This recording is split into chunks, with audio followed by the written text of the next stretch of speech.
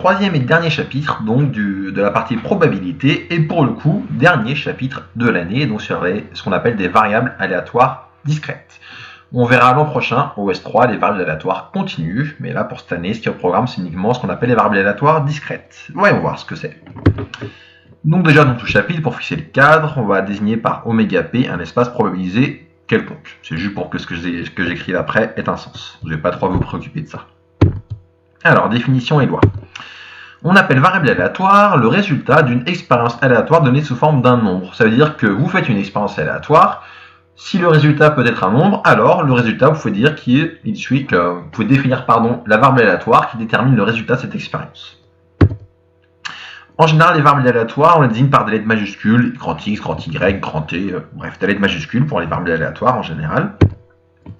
Et en fait, c'est une fonction, une variable aléatoire. C'est une fonction définie sur mon ensemble de probabilités oméga et à valeur dans R. Et donc, il y a un certain oméga, ceci x de oméga. Donc, oméga, c'est une réalisation particulière et x d'oméga, c'est la valeur que je vais obtenir avec cette réalisation. Et ce qui est important de retenir, c'est qu'en fait, ici, oméga ne m'intéresse pas. Comme vous l'avez peut-être vu si vous avez vu les vidéos des chapitres précédents, et encore, c'est pas encore très embêtant à ce niveau-là, on verra plus des exemples plus embêtants en TD. Ce qui est souvent embêtant en proba, c'est de définir ce oméga. Et donc l'avantage des variables aléatoires, c'est qu'en fait, on va s'en foutre de ce oméga. Ce qui va nous intéresser, c'est par contre là où est la valeur de ma variable aléatoire, l'ensemble d'arrivée de ma variable aléatoire. C'est ça qui va être important. Et ce que je viens de vous lire juste là, c'est écrit après. Hop. Et donc nous, dans ce chapitre, comme je vous l'ai dit juste avant, on va s'intéresser que aux variables aléatoires discrètes et où l'espace d'arrivée est fini ou dénombrable. Alors, c'est quoi la différence entre fini ou dénombrable? Qu'est-ce que signifie ce dénombrable? Alors, fini, je pense que vous l'avez compris, c'est un nombre fini d'éléments dedans. Dénombrable, ça peut être c'est infini, mais un infini dénombrable, c'est plus petit que ce qu'on appelle un infini non dénombrable. Et là, vous allez vous dire, ouh là là, qu'est-ce qu'il raconte le prof de maths? Un infini plus petit qu'un autre infini. Eh ben oui, aussi bizarre que cela puisse paraître, même dans la notion d'infini, il y a des notions de taille, et je vais essayer de vous en convaincre tout de suite. Un infini dénombrable, c'est l'ensemble des entiers naturels. 0, 1, 2, 3, 4, 5. Vous êtes d'accord que ça serait très très long si j'essayais de compter jusqu'à l'infini, vu que c'est impossible, et cette vidéo aurait un temps infini. Du coup, ce serait bon pour vous, j'aurais pas à la publier. Mais bon, bref, là on parle dans des débats philosophiques. Je pourrais pas la publier vu qu'elle est infinie, et donc je la finirai jamais. Bref, je m'arrête là. Mais c'est infini, il est dénombrable parce que après 0 il y a 1, après 1 il y a 2, après 2 il y a 3, je n'ai aucun doute sur ce qui vient après, donc je peux m'amuser à compter. Alors je m'arrêterai jamais, mais je peux le faire, je peux compter. Un infini non dénombrable, lui ça va être le contraire. Prenons l'intervalle 0, 1, juste l'intervalle 0, 1, donc tous les nombres entre 0 et 1. Je commence en 0, ok, pas de problème, mais après 0, je prends quoi? 0,1 ou quoi? Ou 0,01 ou bien 0,001 ou bien 0,000001. Vous voyez que pareil, ça n'a pas de fin, mais ça n'a pas de fin juste pour passer de 0 à l'étape d'après. Donc je ne peux pas dire naturellement qui vient après 0 quand je suis en indénombrable. C'est dans l'intervalle 0,1. Alors quand je suis en dénombrable, dans les entiers, après 0, j'ai 1. Il n'y a pas de question à se poser. Donc c'est ça la différence entre l'infini dénombrable et l'infini non dénombrable. Donc nous ici, on fera soit le cas fini, soit le cas infini non dénombrable. Donc c'est-à-dire que les valeurs possibles que pourront prendre mes variables aléatoires seront soit un ensemble de n, un sous-ensemble de n, soit n tout entier. Et l'an prochain, donc on fera le cas des variables continues où l'espace d'arrivée est cette fois-ci infini non dénombrable. En gros, c'est un intervalle de R ou R tout entier. Mais ça sera pour le S3, je vous en parlerai l'an prochain. Enfin, l'année scolaire prochaine, ce sera encore cette année civile. Donc, un exemple, si je lance un dé équilibré à 6 faces, je m'intéresse au résultat du lancer et je l'appelle x. X est alors une variable aléatoire. À valeur dans quoi? Quels sont les résultats possibles? C'est l'ensemble 1, 2, 3, 4, 5, 6. Et on a alors que la proba de x égale 1, c'est pareil que la proba de x égale 2, pareil que la proba de x égale 6, c'est 1 sixième, si je suppose mon dé est équilibré, non truqué. Donc dans cet exemple, qu'est-ce que j'ai fait? J'ai donné proba de x égale i pour toutes les valeurs que peut prendre x. En faisant ça, j'ai fait ce qu'on appelle déterminer la loi de x. Donc dans le cas d'une variable discrète, pour déterminer la loi de ma variable discrète que je vais appeler x, il suffit de donner proba de x soit égal à toutes les valeurs possibles que peut prendre ma variable grand X. En faisant ça, j'aurais défini une variable aléatoire. Tout comme, si vous vous souvenez du chapitre précédent, Quand je voulais définir une proba sur un ensemble fini, il me suffisait de donner un poids à chaque élément. Bah là c'est pareil, je donne un poids à chaque élément et je l'écris avec les variables aléatoires. Donc on définit ainsi la loi de x qu'on note P indice x par. Donc P indice x, c'est défini sur l'ensemble des valeurs que veut prendre x, c'est la valeur dans 0, 1, et ça vaut P indice x de petit x, c'est proba de x égale x. Je vous le dis tout de suite, cette notation P indice x, on ne va jamais l'utiliser. Déjà pour pas que vous vous embrouillez avec la notion de proba conditionnelle, qui n'est pas la même. Là, comme c'est des variables aléatoires qu'on considère, c'est pas la même. Et aussi parce qu'en pratique, on l'utilise vraiment très très rarement. Le seul mérite d'écrire ça, c'est la chose suivante, c'est que quand je définis ainsi ce P de x, alors c'est une probabilité sur l'ensemble x de oméga. Mais bon, pareil, ça c'est vraiment juste pour être complet. On va pas vraiment utiliser ce genre de choses, donc ne vous prenez pas la tête trop longtemps sur ces définitions, cette proposition. Par contre, ce qui est bien de retenir, il est possible, et même ça arrive quasiment tout le temps, que deux variables aléatoires qui ont des expériences différentes aient la même loi. Et je vais même dire la réciproque, il est possible que deux variables aléatoires aient la même loi et qu'elles ne soient pas du tout égales. Enfin, c'est pas la réciproque, mais c'est un petit peu ce qui va avec. Prenons un exemple tout bête, tout concret, pour vous convaincre de ce que je viens de vous dire ici. Vous lancez un dé, on va dire rouge pour fixer les idées, vous lancez un dé rouge. Vous notez, vous appelez X le résultat de ce dé rouge. Vous lancez un dé bleu, vous notez Y le résultat de ce dé bleu. X et Y, assez intuitivement, ils suivent la même loi. Ils représentent la même expérience aléatoire. Je lance un dé. Donc j'ai une chance sur 6 d'obtenir chacune des valeurs du dé. Donc X et Y ont la même loi. Par contre, X égale Y, ça peut arriver, mais il y a très peu de chances que ça arrive. X égale Y, ça veut dire qu'à chaque fois que je lance mon dé rouge et que je lance mon dé bleu, obligatoirement ils ont le même résultat. Vous êtes tous d'accord, je pense, pour vous dire que ce n'est pas vrai. Quand je lance le dé rouge et le dé bleu, ça peut arriver que c'est le même résultat, mais c'est pas du tout obligatoire. Donc, tout ça pour vous dire, je redis ma phrase, deux variables aléatoires qui ont la même loi ne sont pas égales en général. Donc c'est bien d'avoir ça en tête. Alors, espérance, variance et indépendance. Qu'est-ce d'abord que l'espérance d'une variable aléatoire?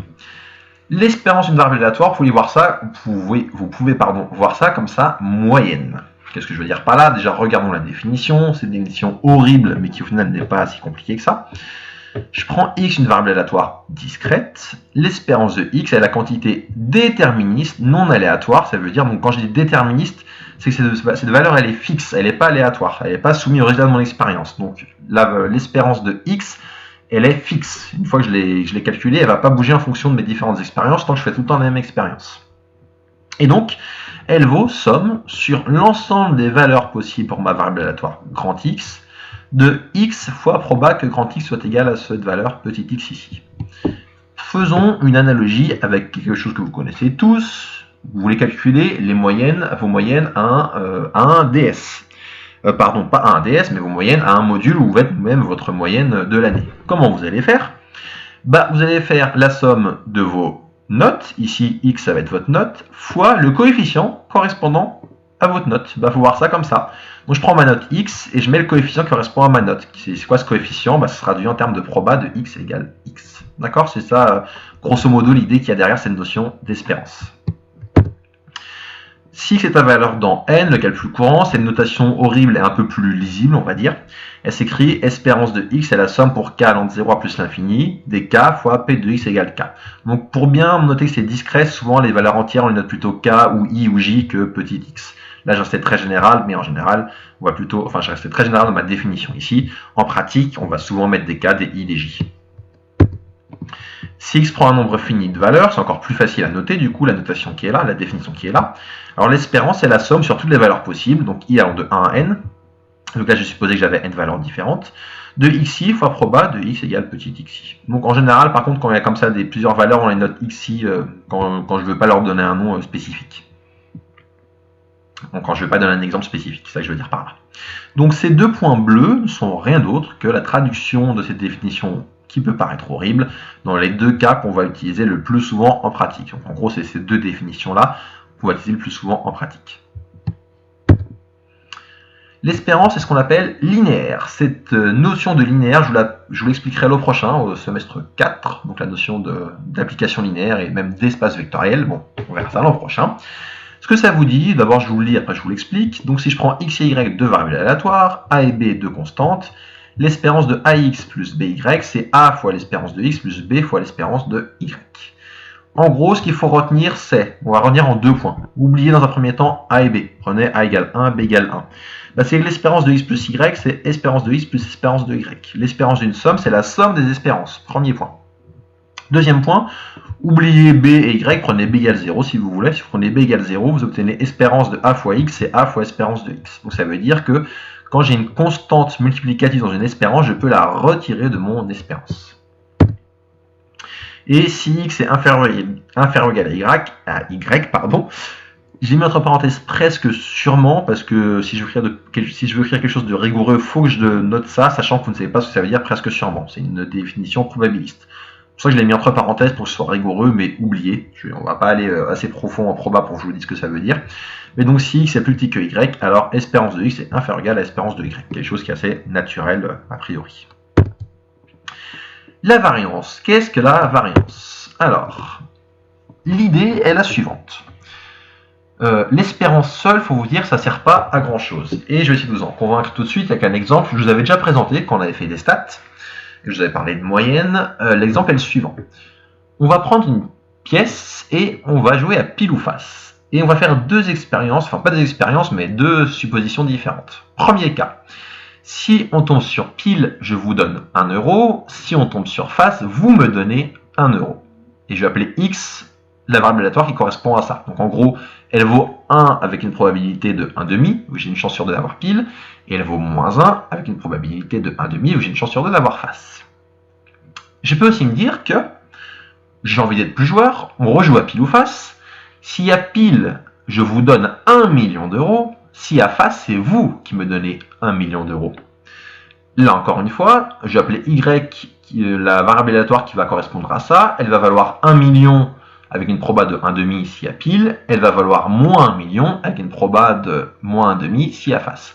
Je n'ai pas été précis dans x ou y, on va dire que x ou y c'est l'argent que je gagne ou que je perds. Donc si plus 1, j'ai gagné 1 euro, moins 1, j'ai perdu 1 euro pour x. Pour y, plus 1 million, j'ai gagné 1 million d'euros, moins 1 million, j'ai perdu 1 million d'euros pour y. Ces 2 variables aléatoires, si vous calculez leur espérance, regardez avec la définition, vous allez trouver 0 dans les 2 cas. Or, vous êtes bien d'accord qu'elles n'ont rien à voir. Parce que entre perdre ou gagner 1 euro, bon, on s'en remet, ça va pas changer notre vie. Par contre, perdre ou gagner 1 million d'euros, c'est totalement différent. Et donc, ces 2 variables aléatoires, x et y, ont la même espérance, mais elles sont vraiment très loin d'être proches. Donc, l'espérance seule, c'est pas vraiment parlant. Une autre quantité qui nous permet d'avoir quelque chose de plus précis que juste l'espérance, c'est la variance. Enfin, en vrai, ce sera l'écartif que je vous définirai grâce à la variance, mais d'abord, je parle de variance. Quelle est l'idée? Donc, tout ça pour enfin vous présenter cette définition. Donc, la variance d'une variable aléatoire mesure l'écart quadratique, oh mon Dieu, qu'est-ce que ça veut dire? Et moi qu'un mot, l'écart quadratique moyen, oh là là, c'est horrible, entre une variable aléatoire et son espérance. J'essaie de traduire ça tout de suite. Donc, je reprends mes 2 exemples. Plus 1, moins 1, plus 1 million, moins 1 million. La différence entre les deux, c'est que dans le premier cas, plus 1, moins 1, je suis proche de mon espérance. Dans le second cas, plus 1 million, moins 1 million, je suis très éloigné de mon espérance. Et du coup, l'idée, c'est est-ce que je pourrais avoir un indicateur qui me dit est-ce que ma variable va avoir tendance à être proche de son espérance ou loin de son espérance? Cet indicateur, c'est celui-ci. Donc, comment je fais? Je prends l'écart entre la variable x et son espérance. Donc, je fais x moins espérance. En vrai, pour avoir un écart, ce qu'il faut prendre, c'est une valeur absolue. Mais il se trouve que la valeur absolue, ce n'est pas du tout facile à manipuler. Et donc, on va essayer d'éviter ça. Malgré tout, pour avoir une notion de distance, je vais avoir quelque chose de positif. Après la valeur absolue, pour avoir une quantité positive, la seconde chose la plus simple que l'on connaisse, c'est de prendre un carré. Et donc, je vais faire x moins espérance de x, je vais élever au carré, j'aurai une quantité positive, donc j'aurai bien une notion de distance intuitivement. Ça va me donner donc l'écart entre x et son espérance au carré. Quadratique, ça veut dire au carré, c'est tout. Ça veut juste dire ça, quadratique. Donc, écart quadratique, écart au carré. Si je fais juste ça, j'obtiens quelque chose d'aléatoire, parce que x est lui-même aléatoire. Qu'est-ce que je vais faire? Je vais prendre la moyenne, grosso modo, de cet écart. Je vais prendre donc l'espérance de cet écart. Et donc, écart quadratique moyen, pour la définition de variance. Alors, cette définition, qui permet de bien comprendre ce que c'est qu'une variance, elle est par contre vraiment, mais vraiment pas utile en pratique. En pratique, elle est vraiment pénible à manipuler. Et donc, on va préférer la définition qui est là. J'aurais dû vous mettre d'ailleurs en rouge pour bien vous le reteniez, mais je vous invite à bien noter sur votre feuille, parce que j'espère que vous prenez des notes, que c'est ça qu'il faut utiliser en pratique et surtout pas ce qu'il y a là, mais vraiment cette chose-là, la proposition, c'est vraiment ça qu'on utilise en pratique, qui dit que la variance, c'est l'espérance de x au carré, donc c'est le x au carré, moins l'espérance de x, le tout au carré. Donc en pratique, c'est ça qu'on utilise. Je répète, ça c'est la définition qui permet de bien comprendre ce que c'est qu'une variance, et ça c'est la formule qu'on utilise en pratique. Propriété pour la variance que je ne vais pas pouvoir vous expliquer. J'arrive à bien l'expliquer avec les mains, mais là vous ne pouvez pas me voir, donc ça, je ne vais pas pouvoir vous l'expliquer comme il faut. Juste retenez, variance de ax plus b, c'est a carré fois variance de x, où a et b sont des constantes. Ce qu'il faut se dire, c'est que du coup, j'ai plus la notion de linéarité comme pour l'espérance. Je ne peux pas dire que c'est la somme des variances, là ça n'existe pas. On va avoir des cas particuliers où ça pourrait exister, mais là c'est pas le cas. Et surtout, ma constante a multiplicative, quand elle sort, elle donne pas a, mais a au carré. Pourquoi? Ça vient de la définition. Mettez un facteur a ici, vous allez voir qu'il va sortir au carré. Et définition, c'est ça qui va être très parlant, ce qu'on appelle l'écart type. L'écart type, c'est la racine carrée de la variance. Et c'est ça qui est plus parlant que la variance. Le problème de la variance, c'est que du fait qu'on ait un carré, on n'est plus dans le bon ordre de grandeur. Donc le fait de prendre la racine carrée de la variance qu'on appelle l'écart type, ça permet de revenir dans le bon ordre de grandeur et de pouvoir avoir des résultats et de réfléchir et de faire des comparaisons. Indépendance. Donc je considère x et y deux variables aléatoires discrètes. On dit que x et y sont indépendantes si, peu importe la valeur que je prends, enfin peu importe la valeur x parmi celles que peut prendre ma variable grand X, peu importe la valeur petit y parmi celles que peut prendre ma variable grand Y, la proba de x égale de grand X égale petit x et de grand Y égale petit y est égale à la proba, au produit de la proba de grand X égale petit x et de la proba de grand Y égale petit y. Cette virgule qui est ici, elle signifie et, c'est une intersection. Donc notation pour les variables aléatoires. Plutôt que de noter des intersections, on va noter des virgules. C'est plus propre, c'est moins lourd à écrire. Donc il faut retenir que quand il y a comme ça une virgule, ça veut dire que j'ai P de x égale x et y égale y. Donc ces virgules signifient et dans ce cas précis. Et donc c'est ça la définition d'indépendance pour des variables discrètes. Si je suppose que j'ai deux variables aléatoires indépendantes, x et y, alors j'obtiens que l'espérance du produit, c'est le produit des espérances. Attention, ça ne marche que dans le cas de l'indépendance. De façon générale, l'espérance d'un produit, c'est égal à... on n'en sait rien, d'accord? De façon générale, on ne connaît pas l'espérance d'un produit. Par contre, dans le cas de l'indépendance, on sait que ça vaut cette quantité-là. L'espérance du produit, c'est le produit des espérances uniquement dans le cas de l'indépendance.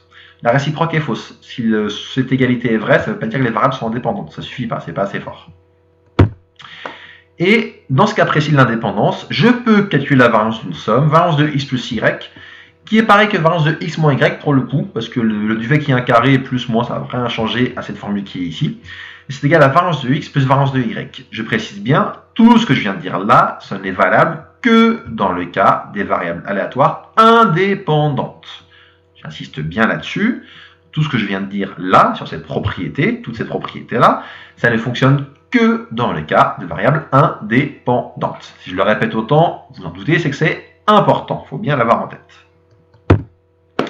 Et parce que, voilà, je vous l'ai écrit là et j'en insistais bien là-dessus, je vous le redis pas, ou bien si, allez, j'enfonce le clou.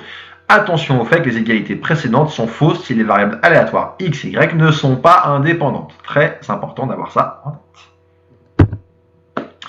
Et pour terminer ce chapitre, il reste encore la moitié, mais on va rentrer dans le vif du sujet. Enfin, ça ne veut pas dire ce qu'on a dit avant n'était pas important, au contraire, ça l'est. Mais on va voir ce qu'on va utiliser le plus souvent en pratique. Ce sont ce qu'on appelle des lois usuelles. Ce sont les lois qu'on voit le plus souvent apparaître, qui correspondent aux choses les plus proches de la réalité. D'après, des fois, on peut faire du travail avec des couples avec des fonctions de ces lois, mais en tout cas, ce sont ça les lois les plus usuelles en discret. Premièrement, la loi uniforme, j'ai mis entre parenthèses discrète parce que nous verrons l'an prochain qu'il existe aussi une loi uniforme continue. Alors, le cadre est le suivant. Je considère n un entier naturel non nul. Et je fais une expérience aléatoire pour laquelle j'ai n issues possibles, que je vais numéroter de 1 à n, et je suppose que chaque issue a autant de chances de se réaliser. Autrement dit, je suis dans le cas de l'équiprobabilité. Si je considère x la variable aléatoire qui donne le résultat de mon expérience, alors x suit une loi uniforme sur l'ensemble 1n. On dit que x suit une loi uniforme sur 1n. On note x, cette vague, elle veut dire suit la loi. Donc on note x suit la loi u majuscule sur 1n. Si, c'est ce qu'on a traduit ici, la proba que x soit égal à n'importe quel élément de l'ensemble 1n soit égal à 1 sur n, condition, enfin je suis dans les cas de l'équiprobabilité. Donc une telle variable prend ses valeurs dans 1n, ce sont les issues possibles de mon expérience. Et propriété, si je prends une telle variable qui suit une loi uniforme sur 1n, son espérance est égale à n plus 1 sur 2 et sa variance à n carré moins 1 sur 12. Je vous ferai les démonstrations dans une vidéo à part. Deuxième loi usuelle, la loi de Bernoulli. Vous avez sans doute déjà entendu Bernoulli, c'est une famille de mathématiciens, physiciens, donc c'est pour ça qu'il y a plein de lois de Bernoulli en maths, en physique, parce que c'est pas forcément tout le temps le même. C'est une famille vraiment qui a fait beaucoup de choses aussi bien en maths qu'en physique. Donc loi de Bernoulli. Le cadre est le suivant. Je considère un nombre P entre 0 et 1. Et je fais une expérience aléatoire et j'ai deux issues possibles. Soit je gagne, soit je perds. Soit j'ai un succès, soit j'ai un échec. Et je supposais que je gagne avec une probabilité petit p, donc j'ai un succès avec probabilité petit p, et que je perds, donc j'ai un échec, avec une probabilité 1 moins p. Forcément, vu que j'ai que deux issues possibles, il faut que la somme des deux soit égale à 1. Donc la première vaut p, la seconde vaut 1 moins p. Je considère la variable aléatoire qui vaut 1 en cas de succès et 0 en cas d'échec. Dans ce cas-là, la variable que je viens de définir, elle suit une loi de Bernoulli de paramètre petit p. Donc on dit que x suit une loi de Bernoulli de paramètre petit p, on note x suit la loi b majuscule parenthèse petit p, si la proba que x soit égal à 1 vaut p, et la proba que x soit égal à 0 vaut 1 moins p. Dans mon exemple du pile ou face avec je perds ou je gagne 1 euro, c'était pas une Bernoulli, parce que c'était pas 1 et 0, c'était 1 et moins 1. Ça ressemble à une Bernoulli, mais c'était pas une Bernoulli. Donc attention, il faudrait adapter les propriétés, mais vous ne pourrez pas déduire directement. Mais clairement, c'est proche d'une Bernoulli, l'exemple que je vous avais donné tout à l'heure. Donc ces valeurs, une telle variable prend ses valeurs dans l'ensemble 0, 1, donc soit elle vaut 0, soit elle vaut 1, il n'y a pas d'autre possibilité. Et une loi de Bernoulli, si x suit une loi de Bernoulli de paramètre p, son espérance vaut petit p, et sa variance vaut p fois 1 moins p. Je vous invite à connaître ces choses par cœur, il faut les retenir. Ça vous sera utile aussi bien cette année pour le DS que l'an prochain. On va aussi voir ce genre de choses, donc c'est bien de retenir ce genre de choses. Pareil, je vous ferai une vidéo pour vous démontrer ces deux formules-là. La loi binomiale maintenant. Donc la loi binomiale, la situation c'est la suivante. J'ai toujours un paramètre P dans 0, 1, mais il va me falloir considérer un second paramètre N dans N étoiles. Et l'idée ça va être la chose suivante. Je vais faire N fois, de façon indépendante, c'est très important, une même expérience aléatoire pour laquelle il n'y a que deux issues possibles. Donc en gros, je vais répéter N fois ce qu'on appelle une expérience de Bernoulli, ce qu'on a vu juste avant.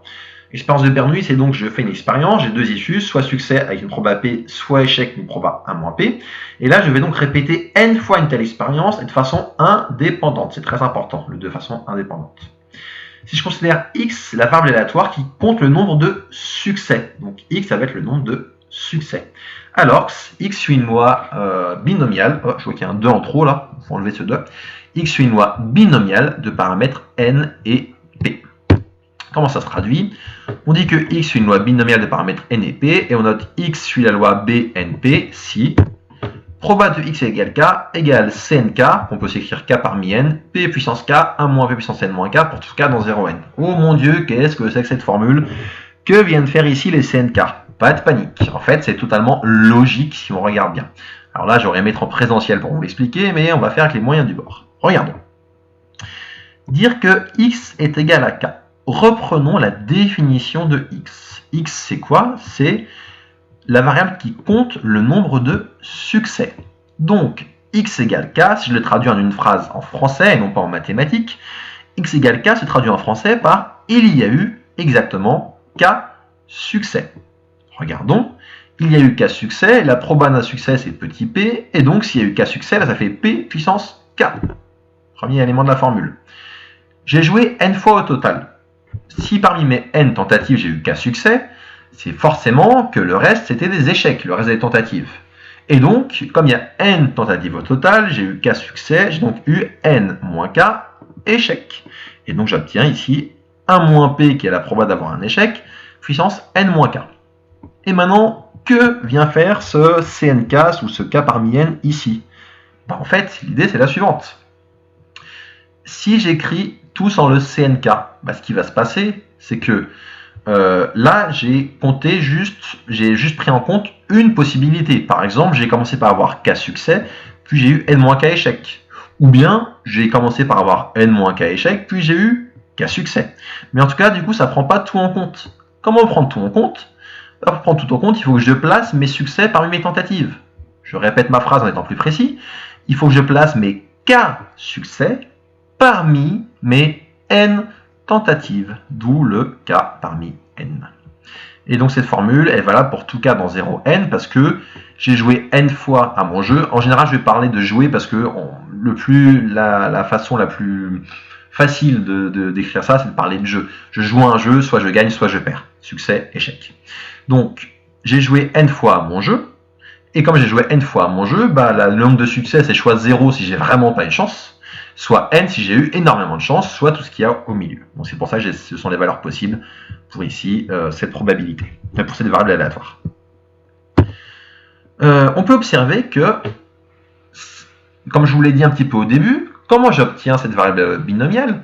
En fait, j'ai réalisé n expériences de Bernoulli, c'est-à-dire n expériences où soit je gagne, soit je perds, avec une probabilité P de gagner et un moins P de perdre de façon indépendante. De ce fait, en fait, une loi binomiale, je peux voir ça comme la somme de n variables aléatoires indépendantes qui suivent une loi de Bernoulli de paramètre petit p.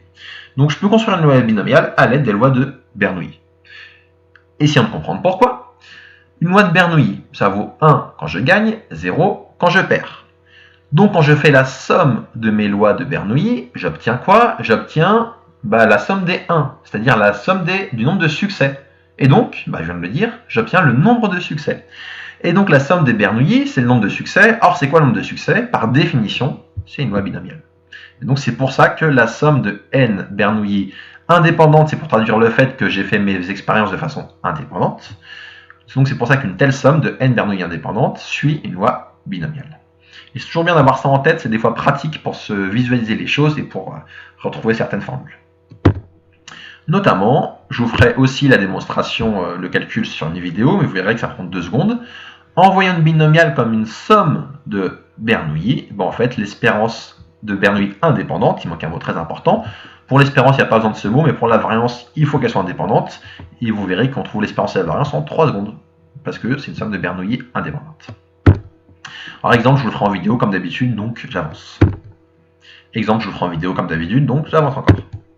Loi géométrique. Donc la loi géométrique, le cas c'est le suivant.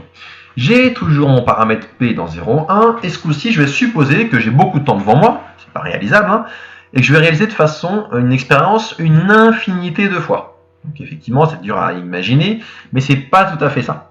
En fait, je suppose que je peux le faire une infinité de fois si besoin, mais ce qui m'intéresse, c'est que au premier succès, je m'arrête. Donc en vrai, je vais pas le faire une infinité de fois. Dès que j'ai un succès, je m'arrête. Mais pour que ce que je vous dise ait un sens, il faut pas que j'exclue la possibilité que j'ai vraiment, mais vraiment pas de bol, et qu'il faille que je joue une infinité de fois pour gagner. Autrement dit, je vais jamais gagner de ma vie.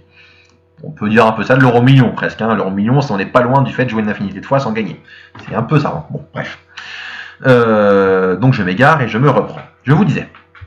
Donc je prends une expérience de Bernoulli, c'est-à-dire je joue un jeu, soit je gagne, j'ai un succès avec une probabilité P, soit je perds, donc un échec, une proba 1 moins P. Et je fais cette expérience de façon indépendante tant que je ne gagne pas. Donc je suis obstiné, tant que je n'ai pas gagné, je continue. Et j'appelle X la variable aléatoire qui me donne l'instant du premier succès. C'est-à-dire si j'ai gagné au bout de 8 tentatives, X ça va être 8. Donc c'est l'instant du premier succès. Et une telle variable, on dit qu'elle suit une loi géométrique de paramètre petit p. La définition c'est la suivante, on dit que x est une loi géométrique de paramètre petit p, et on note x, ce symbole je vous rappelle veut dire suit la loi, ça c'est un g majuscule, le g majuscule vous avez rien à faire en primaire a priori, donc g majuscule paramètre p, si p de x égale k égale petit p fois 1 moins p puissance k moins 1, pour tout cas dans n étoiles. Pareil, essayons de comprendre et d'expliquer cette formule, tant qu'à faire. Donc p de x égale k, ça signifie quoi? Que signifie, traduit en français, x égale k? X égale k, cela signifie que j'ai eu, donc regardons la définition de x, c'est l'instant de mon premier succès. Donc x égale k, en français, ça veut dire que mon premier succès est apparu à la kème tentative. Si mon premier succès est apparu à la kème tentative, ça veut dire que toutes les tentatives précédentes, j'ai eu des, je vous laisse le dire, des échecs. Et donc, ça veut dire que j'ai eu le succès à la kème tentative, donc P ici, et les K-1 tentatives précédentes, j'ai eu échec. Du coup, 1 moins P. Donc 1 moins P puissance K-1 pour mes K-1 premiers échecs, puis P pour mon succès à la kème tentative. Pour tout cas, dans n étoiles, effectivement, alors pourquoi étoile? Pourquoi ça peut pas être égal à 0? Pour espérer gagner, il faut jouer au moins une fois. Donc forcément, hein, on ne peut pas gagner à la 0e tentative, ça n'existe pas. Donc il faut bien qu'on ait minimum 0. Par contre, on peut aller jusqu'à l'infini, ce que je vous disais, pour pouvoir bien traduire cette variable aléatoire, il ne faut pas exclure le cas que je puisse aller jusqu'à l'infini. Si P est vraiment très petit, ça va mettre un temps très long pour avoir un premier succès. Et donc c'est pour ça qu'on n'a pas de borne supérieure. D'ailleurs, si je voulais mettre une borne supérieure, je ne pourrais pas. Ce serait combien? 1000, 2000, 3000? J'en sais rien. On ne sait pas. Ça dépend vraiment de la valeur du paramètre P. Et même avec une valeur donnée, bon, on ne peut pas donner de borne maximale. D'accord? Donc c'est n étoiles, on peut aller jusqu'à l'infini, possiblement. Donc une telle variable prend sa valeur dans n étoiles, ce que je viens de vous dire ici. Propriété, l'espérance d'une loi géométrique, c'est 1 sur P, et la variance, c'est 1 moins P sur P carré. Ces formules-là, je ne vais pas pouvoir vous les démontrer. Pourquoi? En fait, je reviens tout petit peu en arrière. Elle a valeur dans n étoiles, cette variable aléatoire.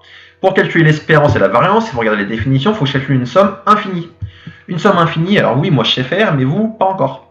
Les notions de somme infinie, on appelle ça des séries, et on verra ça au tout début du S3, donc l'an prochain, en septembre, si tout se passe bien.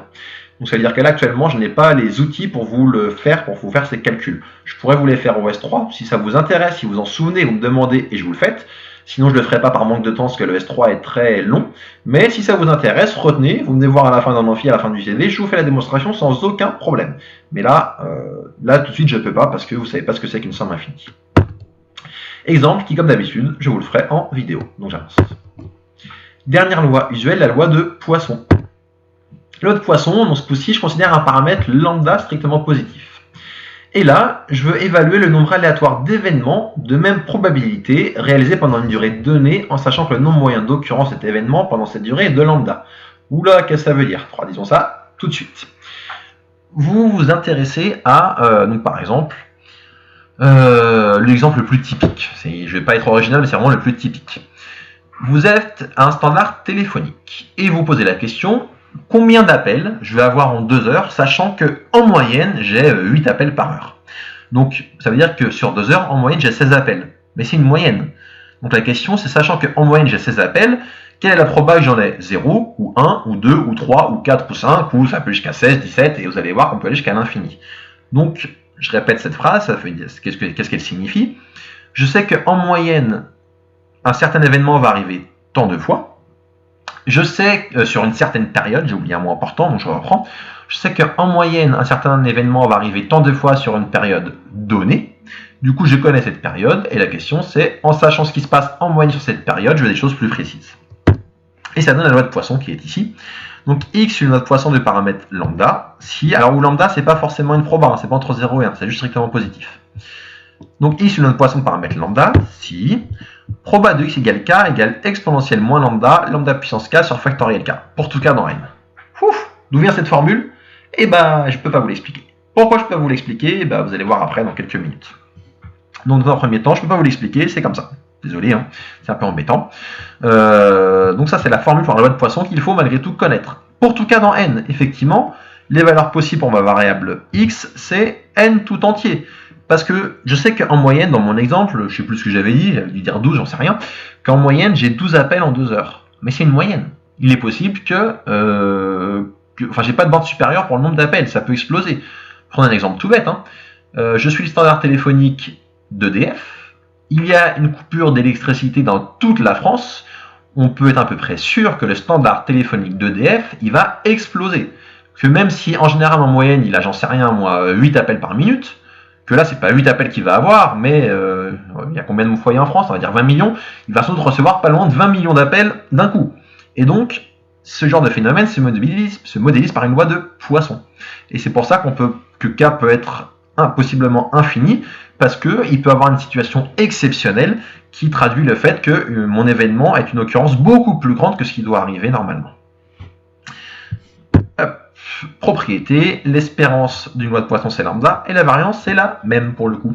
Pareil, je ne peux pas vous démontrer ces propriétés, parce que j'ai une variable qui a valeur dans un ensemble infini, c'est donc une somme infinie, et donc je pourrais vous le démontrer l'an prochain, mais cette année, on n'a pas les outils pour le faire. Donc du coup, cette année, on ne le fait pas. Et dernier point sur la loi de Poisson. Donc pourquoi j'ai pas pu vous expliquer d'où vient cette formule?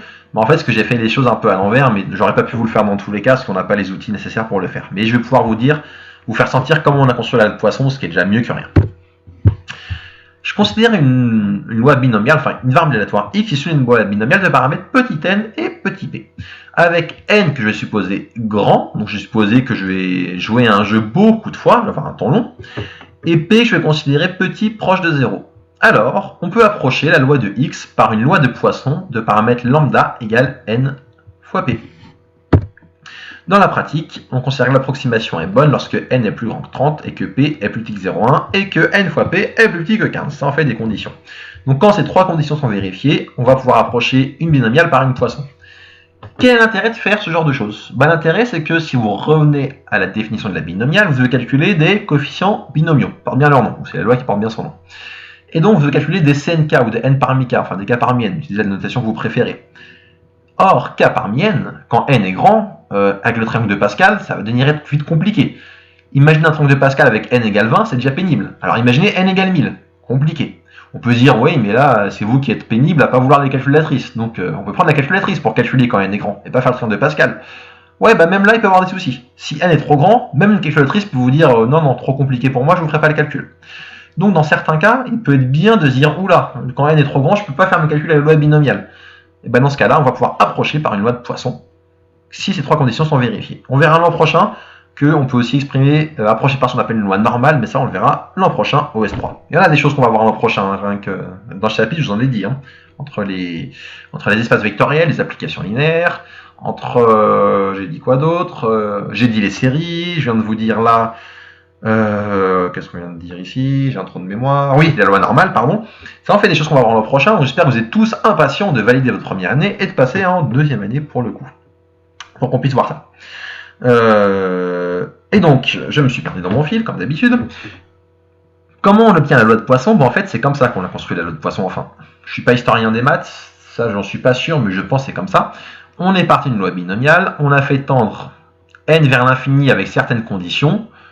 Il y aurait ici une condition sur p indice n, en fait, le p dépendrait de n, on ferait tendre n vers l'infini. Et en faisant ça, en faisant tendre vers l'infini d'une certaine façon, avec certaines conditions, on va tendre vers la formule qui est ici, pour la loi de Poisson. Donc pareil, on n'a pas les outils pour le faire, c'est un niveau un peu, enfin pas un peu, c'est un niveau bien au-dessus que le niveau DUT. Du coup, je ne vais pas vous le démontrer, mais juste vous dire que la loi de Poisson, elle vient de là. C'est une loi binomiale où on fait tendre n vers l'infini, p aussi, p indice n vers l'infini d'une certaine façon, et on tombe sur cette chose-là. Et donc pour conclure, un exemple que je ne vous ferai pas, je vous le ferai en vidéo. Donc ça termine cette vidéo sur juste le support de cours.